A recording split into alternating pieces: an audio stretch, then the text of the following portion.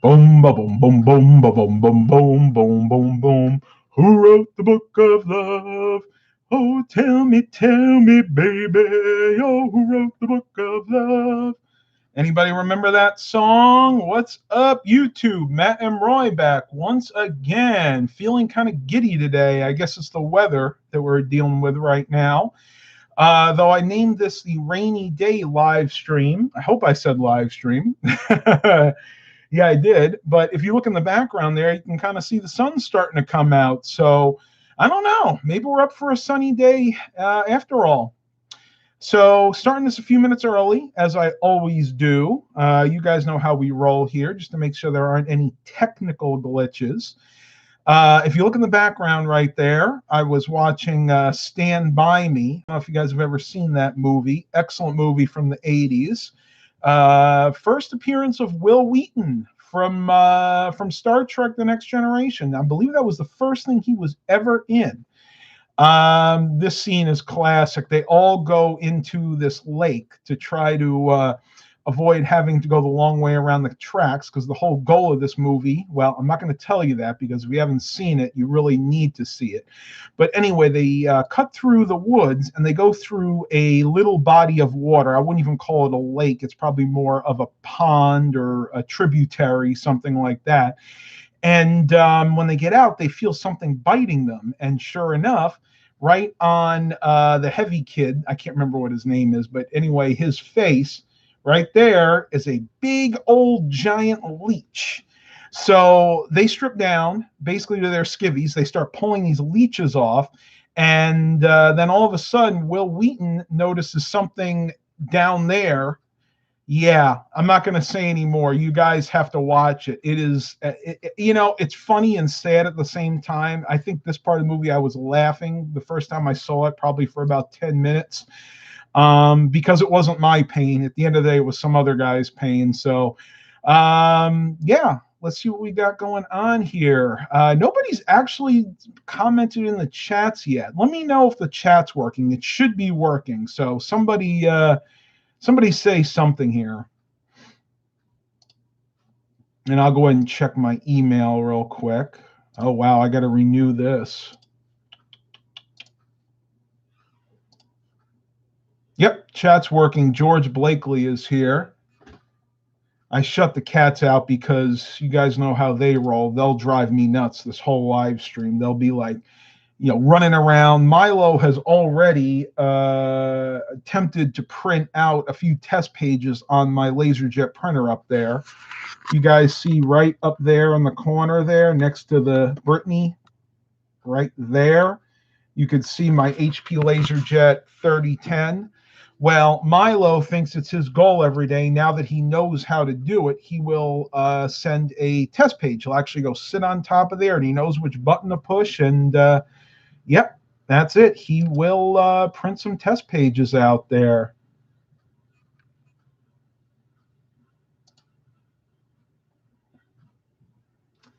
Ooh, what have we got going on here?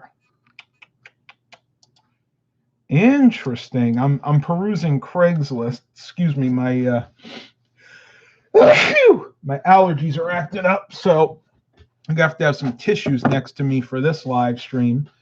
Oh, somebody locally selling 6 or 7 computers, one all-in-one with Vista, 2 monitors, 1 laptop. Don't know if it works, and a whole bunch of stuff for $250. I have to go ahead and message this guy, see how far away it actually is. See, it says that it's close, but you never know.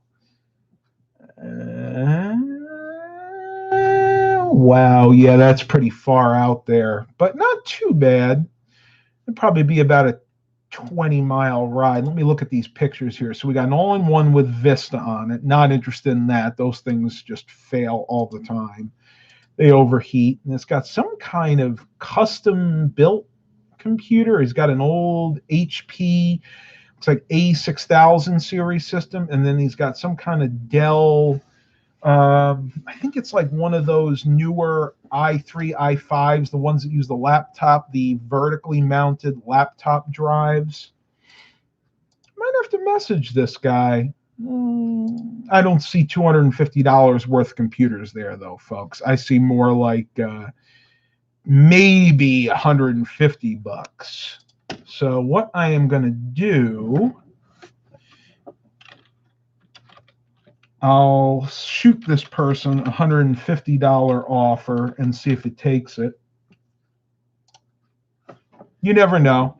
Yeah, you got to ask. The worst thing they can do is say no, and it's one thing that I've struggled with in the past. Like when somebody has a listing on Facebook Marketplace or Craigslist, I always felt bad trying to lowball them. But at the end of the day, it's a business, and you have to be able to make money. So you know what? Don't feel bad. If you see what they're listing and you think it's worth a certain amount of money, then just shoot them an offer. If they say no, then that's all there is to it. Just move on.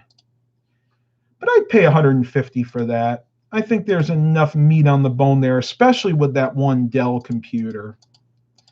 I don't know. Let me know what you guys think. I don't want to send the posting because some of you out there that are local watching this might try to snap it up before I do. That's another thing. You need to be very careful when you're trying to. I want to give you guys tips and tricks and all. I mean, that's fine. That's what I'm here for. But I don't want to undercut myself, if you know what I mean. All right, my light here is starting to fall down a little bit. Well, we're close. We got 5 people already, and even 12 yet. I don't know how many of you guys are going to make it here. I'm sure a lot of people are working today, which is what I should be doing, but I've just been kind of lazy lately.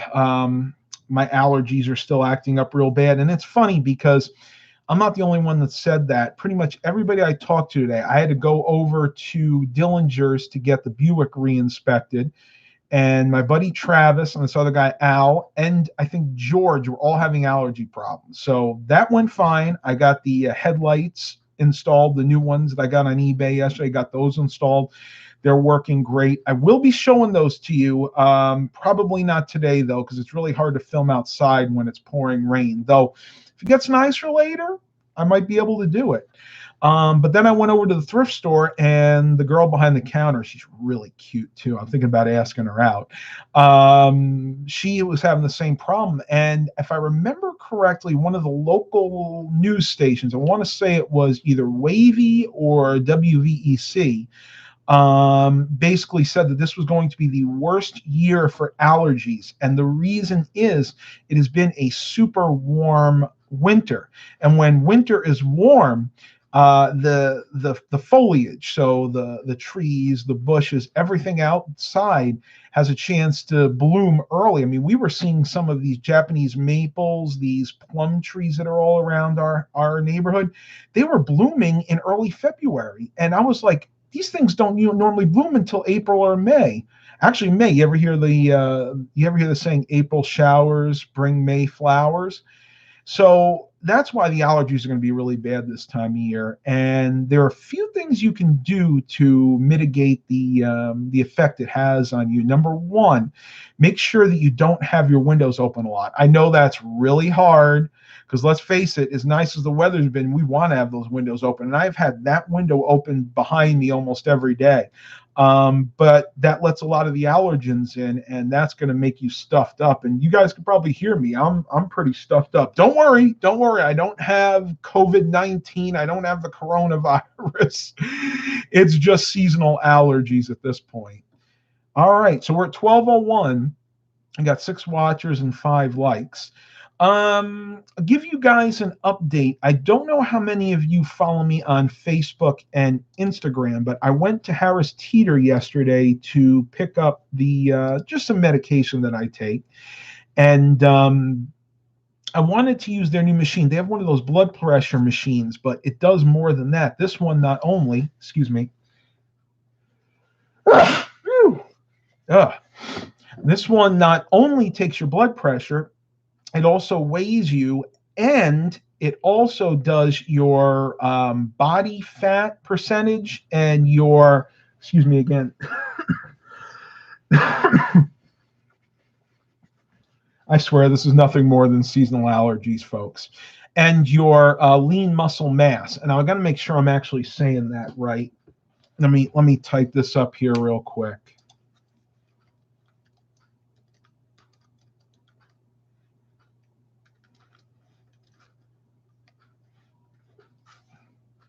Okay.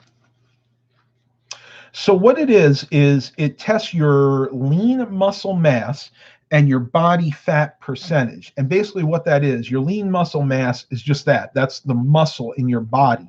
That's your muscle and the weight of all your organs. And then the muscle fat or the fat is just that. Or I'm sorry, the lean body fat, lean body mass, and the muscle or the oh my gosh, my mind just went fat mass. Thank you. They call it fat mass. So the fat mass is basically what portion of your body is fat.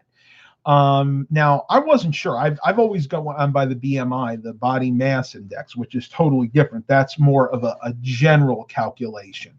But the machine actually calculated me, and I'm going to pull it up on Facebook here because I want to make sure that I get this totally right, because somebody's going to call me out and say, "Hey, Matt, you didn't say the right numbers. You didn't do that right."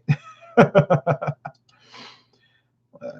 pull that up real quick. Okay, so my body fat, the actual portion of my body that is fat, is 12.99%. So we'll round that up. We'll say 13%. And my lean muscle mass or my lean body mass is 87% or 87.01%. Now, that actually shocked me because I've always been going by the BMI. Now, when I go by the BMI, I am still technically overweight.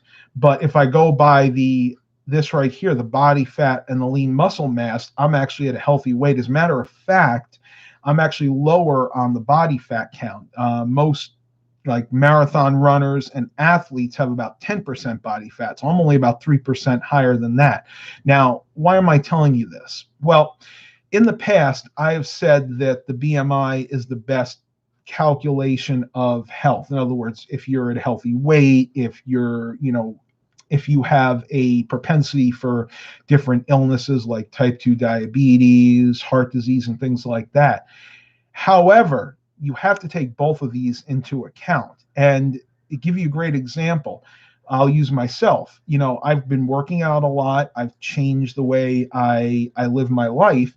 And even though I am still technically overweight, I am still healthy because my body fat is low enough right now that I don't have those risk factors that I used to have. So what you want to do, if you are doing the same thing I am, if you're trying to lose weight, if you're trying to see where you're at, go to one of your local grocery stores. I believe even Walmart now has one of these machines. And you can actually go ahead and get it checked. So you want to check for your body fat versus your lean muscle mass. And this, honestly, and I'm sorry, folks, my nose is running as I'm speaking here. This is a great indicator of health. Now, do you want to still look at the BMI? Yes, because the BMI is still generally accepted by most doctors over the body fat and the lean muscle mass scale. But I'll be honest with you, if you are in a healthy range when it comes to your body fat and your lean muscle mass, then generally you're good. Don't worry so much about the actual weight and what the scale says, because if you have a lot of muscle, then the BMI is going to be totally off. And I've used this example before. Wrestlers, I think John Cena, Hulk Hogan, I remember they were getting their yearly health checkups, and the doctors actually classified them as obese because they have so much muscle that if you go by their height and their weight, their BMI is over 30%. But when you have a lot of muscle like that, the BMI calculator just isn't a reliable way to test. Brad Smith, hey Matt, have a super windy day here in Michigan. Sounds like what we were having a couple of days ago, but it's always windy here. How are you? Stephen Barr was installing Vista on a Gateway P3. Wow, that's going to struggle. I remember people trying to put Vista on Pentium 3s, and it'll work. Theoretically, for Vista, the minimum requirement for a processor is a 1 gigahertz Pentium 3. But you better have that thing bumped up to like 4 gigs of RAM, because anything less than that, it's going to be slow as a snail. All right, so we got 6 people here and 5 likes. What do you guys want to talk about? This is going to be kind of an open forum. Like I said, there really isn't a lot that I'm able to do today because of the weather. So figured let's go ahead and just do a vlog. And yep, wearing a New York Giants shirt. Picked this up when I was in Mayapack, New York. What was that? About almost a year ago now, when I went for a friend of mine's wedding. So this was awesome. This was actually a garage sale find, believe it or not. I figured while I was up there, I better get some smaller clothes. 5 watchers and 5 likes. Awesome. Well, while we're waiting, I'm going to double check my email here. Oh, man, how many of you get spammed through your email? I mean, it's ridiculous. Like, I get things that I never even signed up for. Groupon, Wish. Now I've bought things on Wish before, but I never signed up for them to send emails to you. Now, one thing you really want to be careful of, a lot of people don't realize that your smartphone is always snooping on you. And it's really funny because Dan and I were just talking about this earlier. We were talking about the fact that I've been eating a lot of Italian food lately, and last night I had a lot of heartburn. I really wasn't able to sleep that well. And, we were talking about it, and then I would say not 5 minutes later, I went to turn my phone on, and I got one of those blurbs from Google that said, best local Italian food restaurants in your area. And that happens a lot. Like if I talk about Mexican food, I'll get ads for Mexican food. See, you got to be really careful what you say and do around this technology, because not only does your smartphone spy on you, your tablet will spy on you. If you have a smart TV, they can spy on you. Believe it or not, folks, they have found that companies in those smart TVs like I have back there, they actually hide cameras in there so they can spy on what you're doing. And of course, if you have a laptop or a desktop with a webcam, you need to be very, very careful too. Now, with a computer, you can block a lot of that. If you get a good firewall, you can set that up to block the webcam so it can't be used unless you initiate it.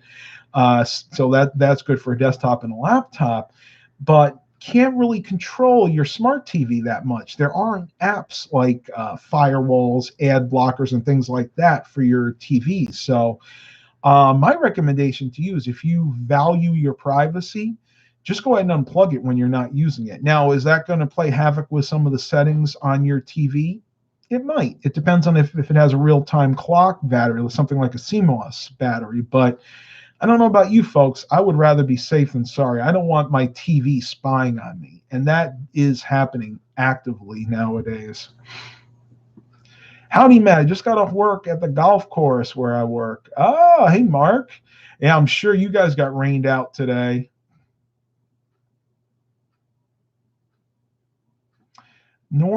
Stephen Barr of Norton, and I think it has controls to block the webcam. I would be careful with webcams just in case. Yeah, if you have a desktop, you're better off just unplugging the webcam when you're not using it. Can't really do that with a laptop. However, there is another way you can do it. You can go into Device Manager and you can disable the driver for the webcam, or even better than that, you can uninstall the driver and it'll reinstall automatically when you restart your laptop. But until you restart your laptop, your webcam is going to be permanently disabled. So those are 2 things that you can do to try to keep yourself safe, because once again, I don't trust anybody out there. I mean, this boggles my mind, but give you a great example. When I worked at Best Buy in the late 2000s, we used to sell Kaspersky Internet Security and Antivirus, which, to be perfectly honest, was a really good program, albeit a little resource hungry at times. But do you realize that Kaspersky is a Russian program? Think about that for a minute. You are using an antivirus program that is made in Russia, the former Soviet Union. I don't know about you folks, but that kind of scares me. And I didn't actually know that until after I left Best Buy. So now I'm thinking, okay, I've been recommending this antivirus program because I really didn't have a choice. That's what our bosses told us to push. And when your boss tells you to do something, you do it. But what kind of scares me about that is we're talking about an antivirus program that's made in Russia.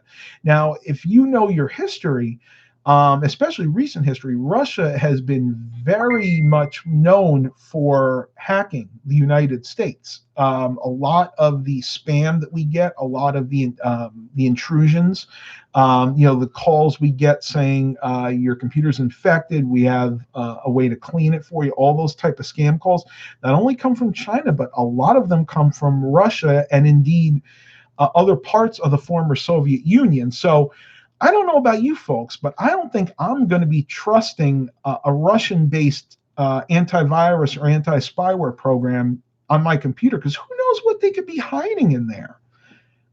It's scary. It really is. I think somebody's trying to get a hold of me here.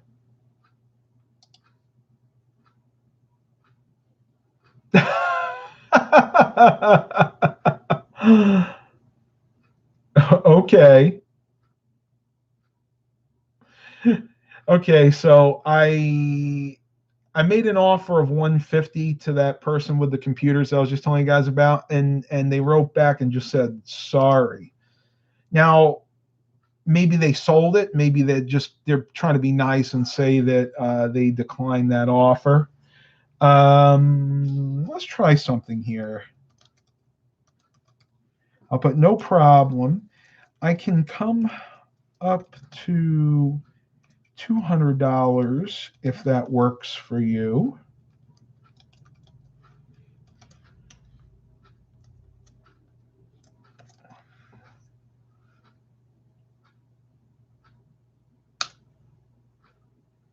Now let's see if by saying sorry, they could mean that the computers have sold. I don't know, but I'm gonna see what they say about $200. And for what it is, I mean that's really not a bad deal, because I'm looking at the pictures again here, and most of the computer stuff is old, but there are two towers on the bottom that are newer. There's, like I said, there's one that I would say is maybe an i3 or an i5 that's probably only a couple years old, and then there's this other custom built one. I have no idea what that is. And then for some reason there is a popcorn maker right next to them. Go figure that one out. Ben here, like Ben Hur, Ben here. That's kind of cool. Russian hack, just like our president. Yeah, he got a bum rap on that though. There's no proof that he had any Russian collusion. And to be honest with you, even if they could prove that, somehow Trump colluded with the Russians to get into office, it wouldn't have had that much of a bearing on the election one way or another. There's no possible way that another country can influence the election so much to the point where it would sway the votes one way or another that much. It just can't happen. There's no proof out there. And you know what? If you have a great argument for it, I'd love to hear it. But I've researched this quite a bit. And there's nobody out there that can tell me that, there was any proof of him colluding directly. It just didn't happen. I'm sorry, folks. It just didn't.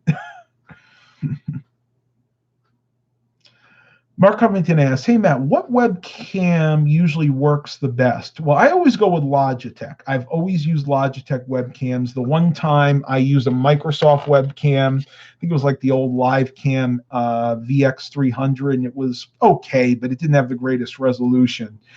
The one I'm using right now is the Logitech C922 Pro streaming webcam.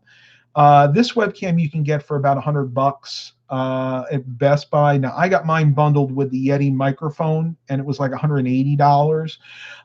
But alternatively, you can still get the C920, which is the cheaper version of this, the older version, which actually does really well. That's the one I have on my data backup machine over there.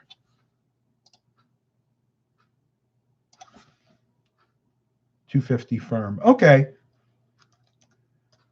No problem. I'm going to write back. So that person's $250 firm.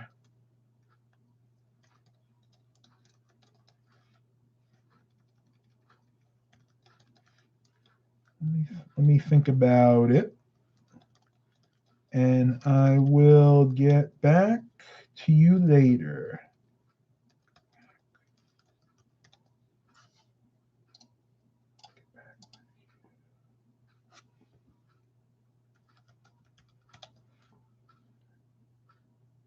This, I tell you, my mind is not working well today. Let me think about it, and I will get back with you shortly.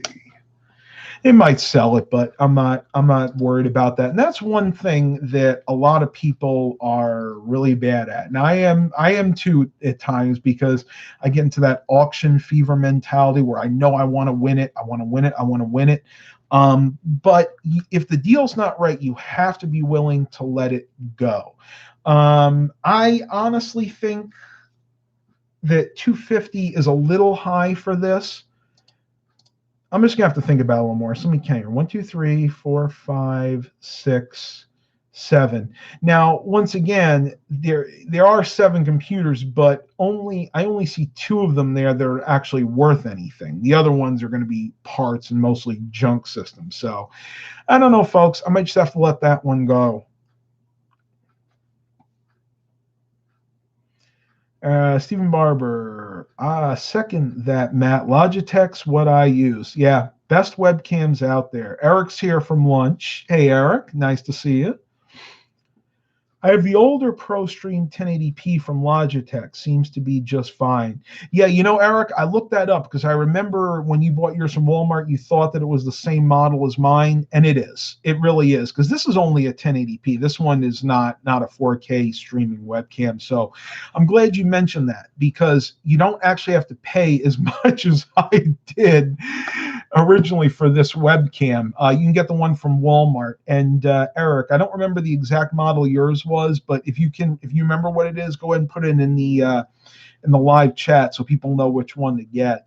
And I'll be perfectly honest with you, I wasn't as happy with this webcam as I thought I would be.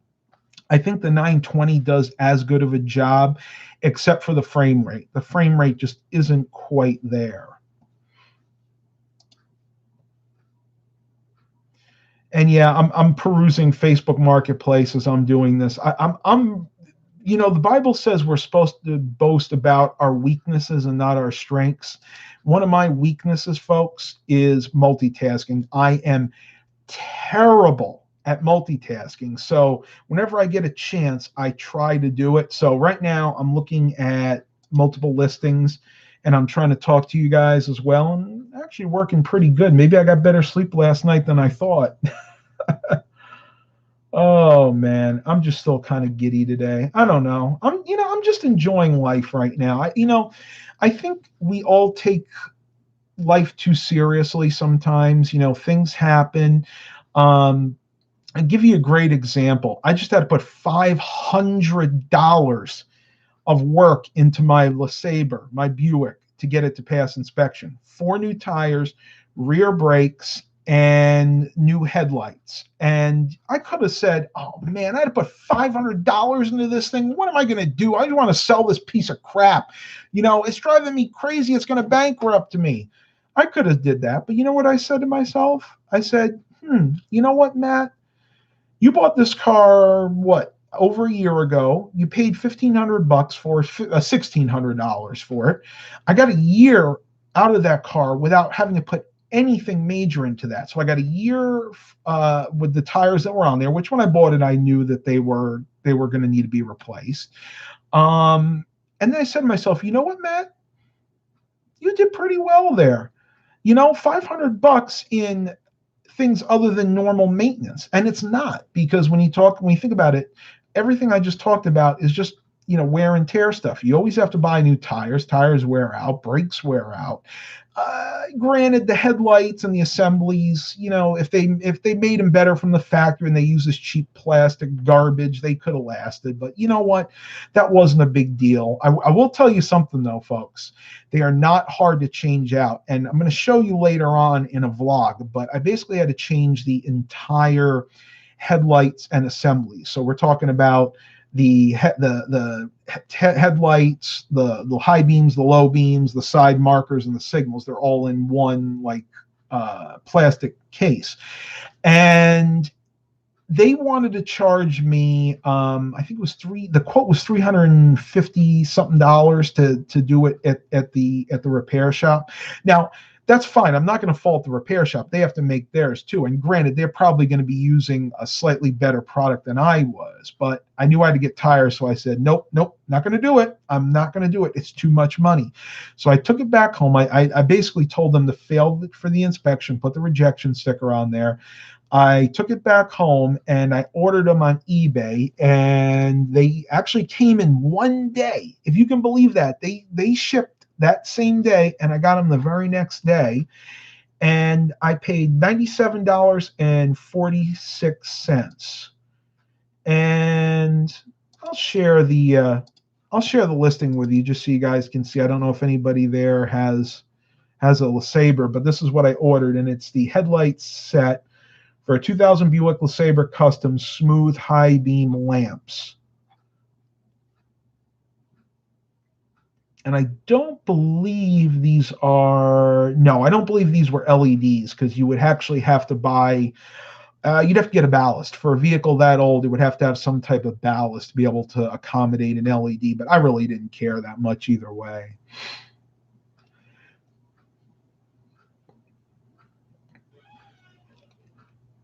Stephen Barber, mine is a Logitech HD Cam C270.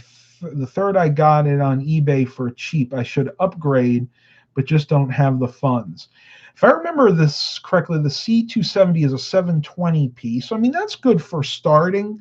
The next upgrade, when you do get the funds, I would go with something 1080p. Like I said, the old C920 Logitech, great webcam. And they're not that expensive. I've seen them on sale at Office Max, Office Depot for like $50, so they're not too bad now. Eric goes, I'm enjoying life too. I'm watching you on my phone. What did he say? Sitting in the truck while also pursuing Facebook on my MacBook Pro, just sitting here, not clocked in.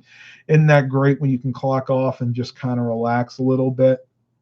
I love it. I'm telling you, folks, I've taken things way too seriously in life. I'm just going to let things flow over me. Okay, Sis gave me a thumbs up, so I'm going to save that posting. I'll let you guys know if I decide to get those computers, but I honestly, I think 250 is top of the mark. It all depends on whether or not that Dell desktop is included. If that Dell desktop is included, then I might pull the trigger and get that, because it might be worth it.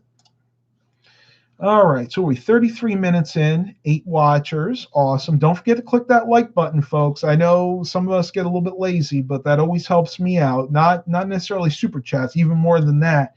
Give me those likes, because that'll boost my ratings on the YouTube search algorithm.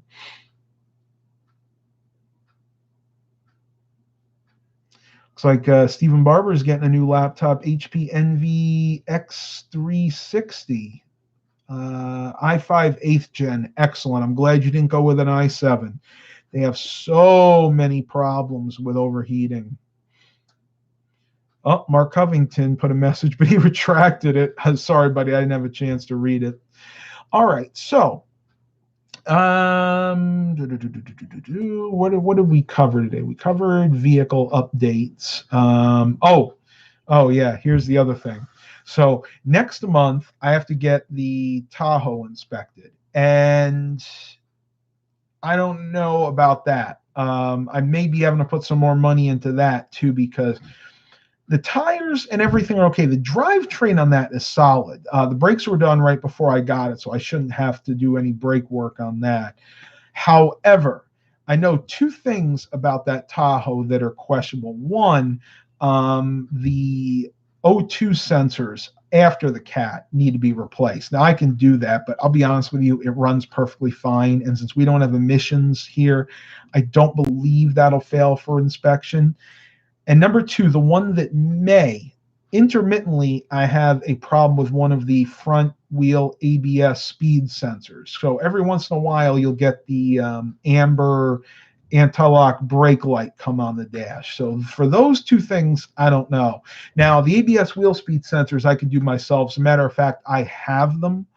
The only reason I haven't done them yet is because the weather's just been too nasty. You know, I have to put it up in the air. Well, I have to jack it up on one side. I got to take the wheel off, got to take the hub off, and I got to take the front caliper off, and then the wheel speed sensor is behind there. So that's something I could do myself. Though, if I have the funds, I may just let Dillinger's do it. Mainly because, you know, for time reasons, it may just be easier to give it to them and have them do it. Because the cool thing about it is, and this is really why I like Dillinger's. If you guys live locally, I would highly recommend you bringing your vehicles there. If I have the part, they're willing to just charge me the labor. Like with the Buick LeSabre, it needed rear brake pads, and I knew they were low.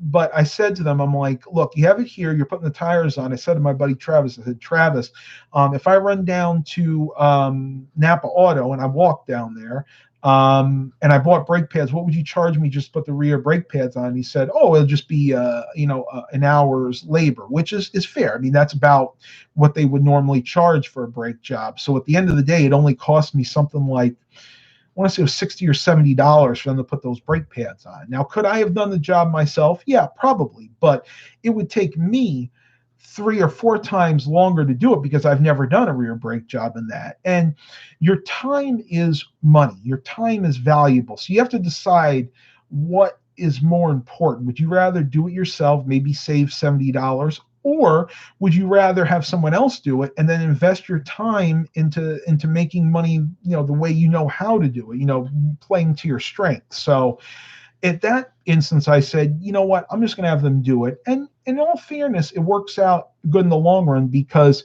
you know, I'm giving them business. You know, and the cool thing is they buy computers from me there a lot. Like I'd say at least 2 or 3 of the mechanics and some of the service writers there, they've all bought computers from me. So we try to give each other business. And that's kind of the way the world works. Now, we could barter, but we don't usually do that. Generally, you know, I'll just bring work there and pay them to do it, and then they'll buy computers and stuff from me. So you kind of got to play to your strengths a little bit. And I've said in the past, I am not the greatest when it comes to automotive repair. I can do the basics. I can, you know, change oil. I can rotate tires. I've done things like starter installs. I've done alternator installs. But for things like brake work, I'd rather leave it to the professionals, especially if it's not something that I've done before. Brakes are one of those safety things that if you don't know what you're doing, you better let the professionals handle it. Eric's Friday channel, installing customer installed parts is always a gamble for shops, though. Installing customer, oh, you're talking about parts that the customers bring in. I agree. However, I went down to Napa because that's the company that they use to get all their parts from. So, you know, I agree with you. Like if I brought something in that I got on eBay, they would probably have a problem with it. They would say, oh, well, we can't guarantee the reliability of that part. And I wouldn't do that. I definitely would not do that. Yeah, it's cool, Eric. I knew what you meant, installing customer provided parts.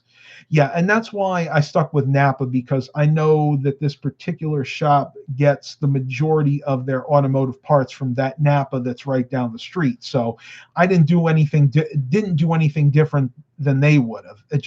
I saved myself money in the long run because they would charge me, you know, for fetching the part. That would be an added fee.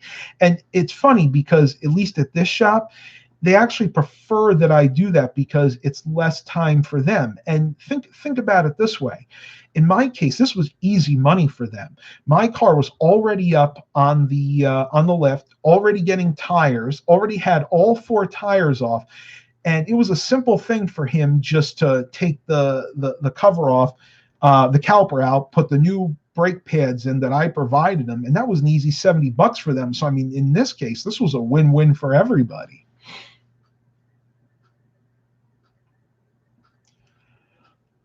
Mark Covington, hey Matt, have you ever had to replace the transmission on any vehicle you've owned? If so, what vehicles? No, and I hope that I never have to do that. About the only vehicle I'm thinking that may need it if I keep it long enough is the Tahoe, because my Tahoe is running on the original 4L60E tranny. That's a 96, and that's got 230,000 miles on it. And although the 4L60E, and Eric can back me up on this, is a very solid transmission, 230,000 miles is a lot of mileage for any transmission, even ones that are really well built. And fingers crossed, it shifts perfectly fine. It goes through all the gears. I don't have any shift lag. I don't have any missed shift points. The fluid's clean. I even have receipts from when I bought it telling me that the fluid was changed, I think back around 2015. I may do another transmission service on it in the future. But I'll be honest with you, the tranny fluid in that right now is still super clean. And a good rule of thumb is, from what I understand with transmissions, is if the fluid's clean, you really don't want to do anything with it. It's only when the fluid starts to get a little brown or just a little on the dirty side, then you may want to go ahead and service it. So you basically empty out the fluid, pull the filter out, replace the filter. We don't say tranny, we say general neutral shift machine. Oh man, we're going to be politically correct on here, aren't we, Eric? Or we're going to try. We're going to die trying. But I'm not the end-all be-all expert of automotive vehicles. Believe me, I'm not. I'm just giving you my experience living with a mechanic for 30 years, i.e. my father, and having all of his expertise. So generally when it comes to transmissions, and Eric, you can just feel free to disagree with me. I mean, I could be wrong on this, but from what I've gathered, as long as the tranny fluid in the vehicle is clean and doesn't have any weird smells, and it's not like all brown and gloppy, then you're usually okay. It's only when the tranny fluid starts to break down is when you want to do anything like servicing it. I would never do a tranny flush. And if you listen to Scotty Kilmer, he said to flush a transmission, that's a last ditch effort to keep a transmission that's on its last legs going. If your tranny's running fine, the most you ever want to do is just service it. So basically, empty the fluid out, change the filter, refill it with new fluid, and that's it. So tranny flushes, engine flushes are a gimmick. They were invented by dealerships to make money. Don't do it, folks. I've seen it destroy engines and destroy transmissions. That much I do know.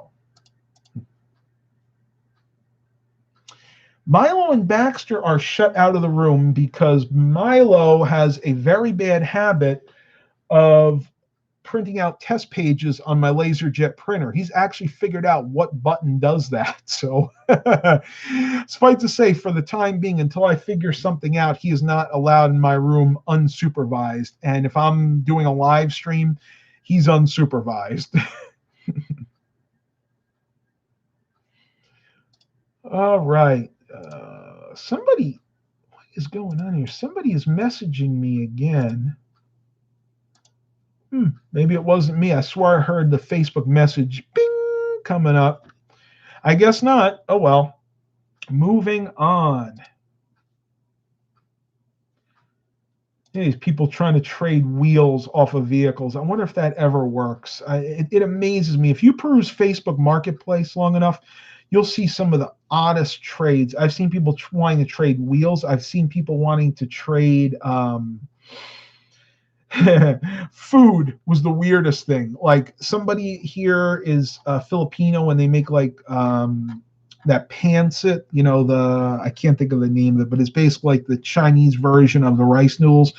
And they wanted to trade for some Mexican food. I mean, it is just really weird. I'm trying to be as politically correct as possible. I'm not the best at it. So if I slip up, folks, please forgive me. But there's some weird trades going on here. There was another one that really shocked me.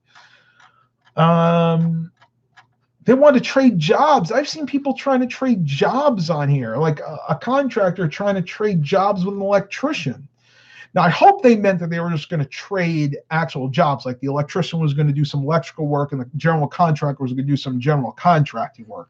Hope they weren't actually going to switch jobs. Can you imagine the disaster that might cause? I once had a guy try to buy the exhaust system off a truck I was selling. Yeah, I could see that. I could see that. I've had people try to buy parts off of my refurbished computers. I mean, come on, folks. If I go as far as to refurbish a computer and put Windows on it and get it all ready for sale, spend my time listing it, you really think I'm going to cannibalize it for to give you a part out of it? I don't think so. Just not going to happen. But it doesn't stop people from trying. It's really funny how many people think that I'll be willing to cannibalize a computer that way. I just love that they're not trannies; they're gender neutral shift machines. Oh, that's a pip! I'm telling you, Eric, you're a funny man. You are a funny man. Oh man, getting tired. Thought I had enough sleep last night. When I sold that gaming system, I had someone ask me how much for the graphics card. I said they go for about 80 on eBay. That's a good thing. That's a good thing to say. And once again, I mean, I guess okay, I guess you can fault people for trying, but it just gets annoying. I mean, maybe they get lucky. Maybe they get people out there that will actually do that to one of their systems, but I'm not gonna. I mean, if I put enough time and energy to refurbish a computer, it's not going to happen.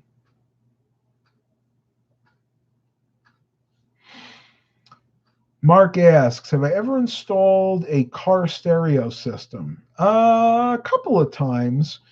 It's mostly Pioneers. I did one in my very first car, which was a 1987 Chevy Monte Carlo. And then I did one in my van. I had an 88 Ford Econoline 150 for a very short time because I couldn't keep the air conditioning working and the roof leaked like a sieve. It was one of those high top conversion vans that they must not have did a good job sealing it. And I tried. That one I think was actually a Sony. I got one of those specials at Walmart, the Sony Explode radios that had the actual it was a single DIN unit. It was what they had back then, and then it came with the 4 Sony Explode speakers, and I think that's it. Wait a minute. No, that was it. Those are the only 2 I've ever installed, at least aftermarket. I've replaced like factory head units and radios in cars, but those are the only 2 aftermarket ones I've ever done.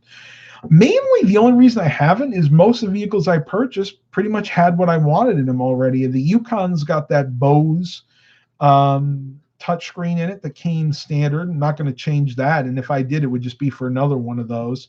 My Tahoe has a Sony Explode stereo, which is very good, and it's got somebody put that in and put 4 brand new speakers in it, so no reason to do anything there.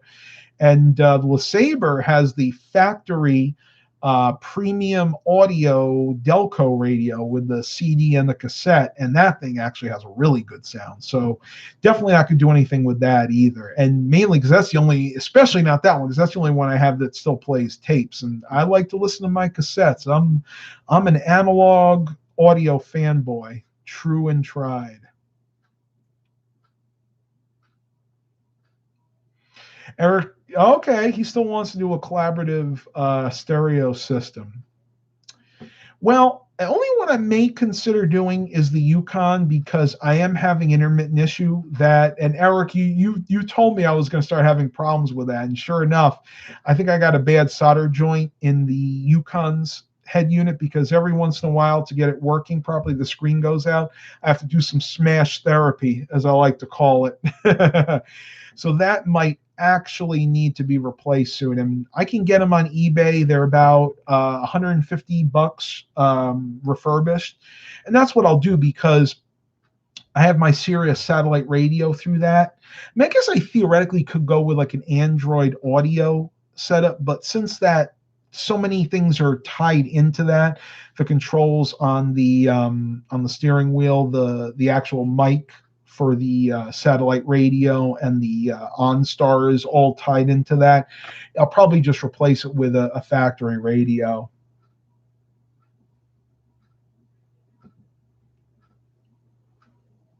Yep, I know you love Sony, Steven. I've never been a big Bose fan, to be honest with you. Fun fact: I've never thought they. I always thought they were totally overrated, and I still think they are. They're probably one of my least favorite premium audio brands. But I do have to say, the one in the Yukon has a very, very good sound for being a Bose system.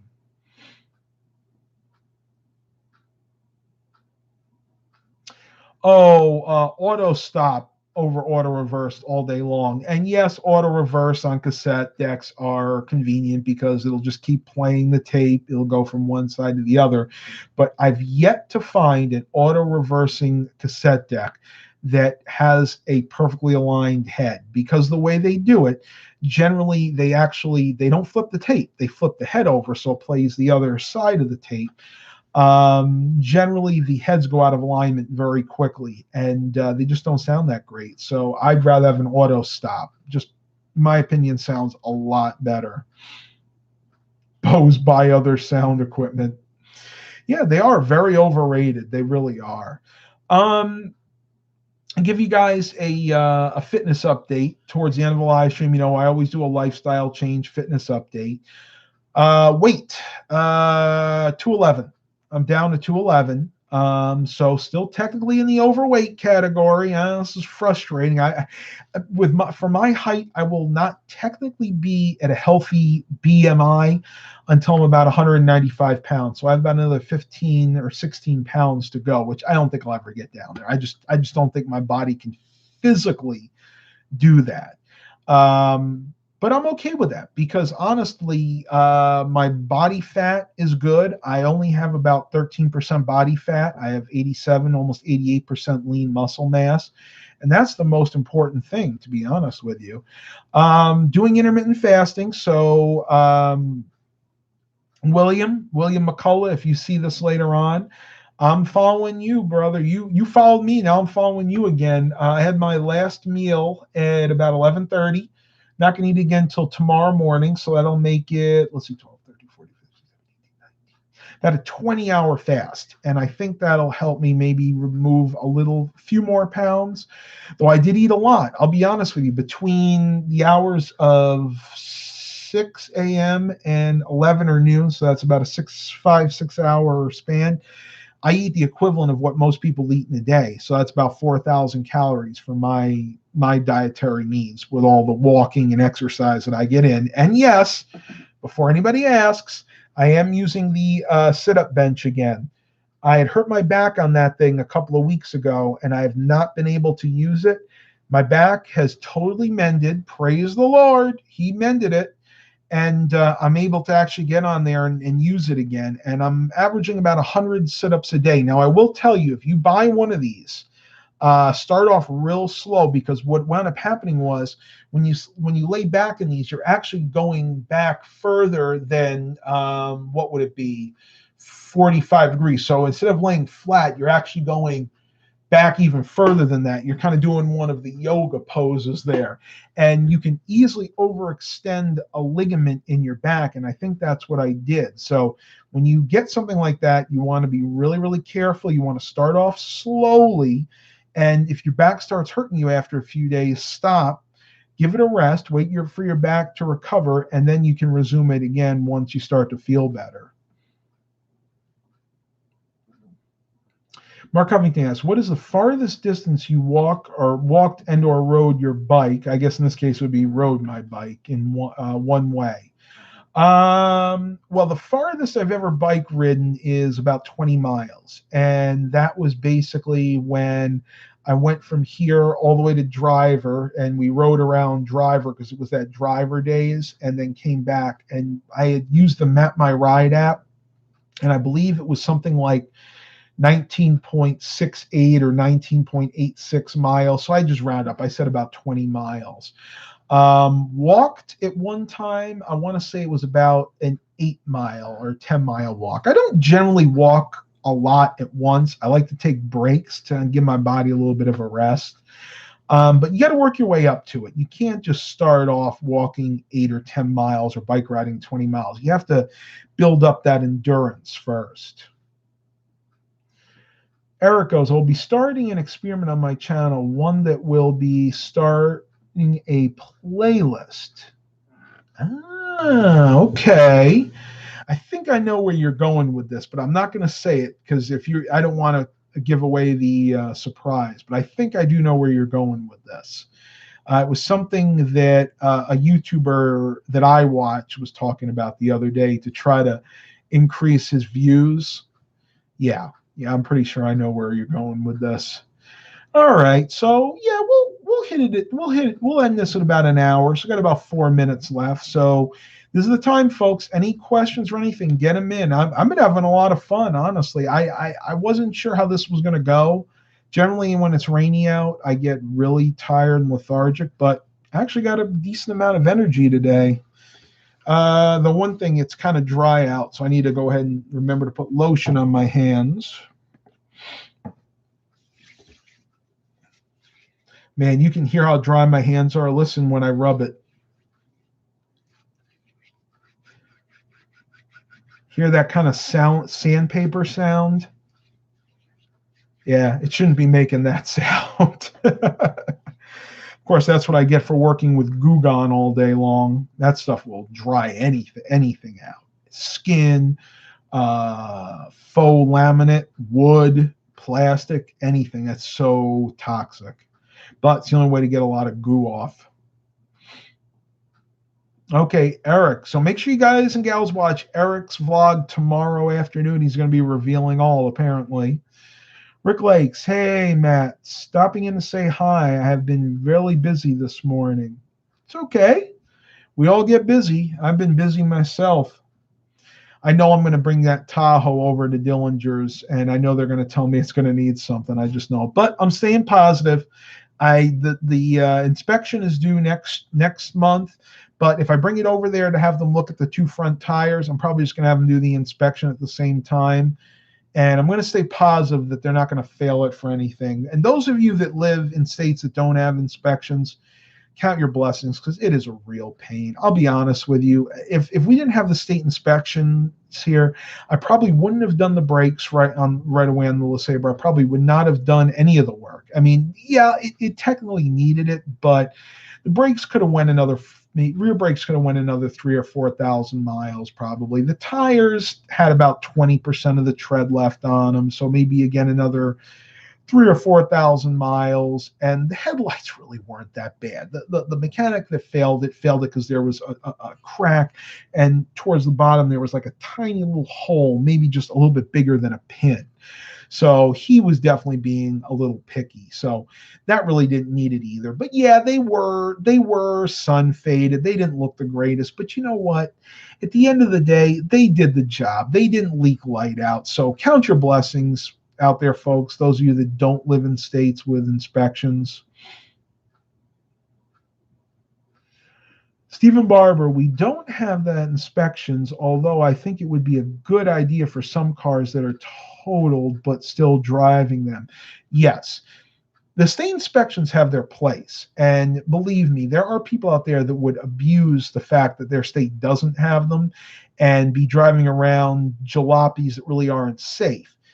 But the other side of that is there are vehicles out there that are perfectly safe that fail inspection, and the only reason they fail inspection is because the state legislature has a list of things that have to be just so for it to pass in certain states. And I know a lot of that is lobbied by the dealerships and the automotive industry.